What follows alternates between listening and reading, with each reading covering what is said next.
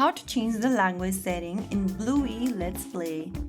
Hi everyone, welcome back to another video from Crazy Gamer. Today in this video, I'm gonna be showing you how you can easily change the language setting in Bluey. First of all, launch the game Bluey Let's Play open on your device.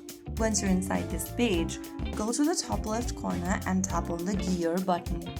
To access the settings menu, you'll need to type in the numbers given on the next page. After typing down the correct number, this will open up Settings and Info. From the Settings and Info page, scroll down and tap on the Language button.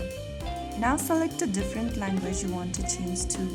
Doing so will change your Bluey's language setting immediately. You can always come back to the same menu and switch to a different language of your preference. So after you do that, you'll be able to change the language setting. If you found the video helpful, don't forget to like, share and subscribe to our channel. And we'll see you in the next video. Thank you for watching.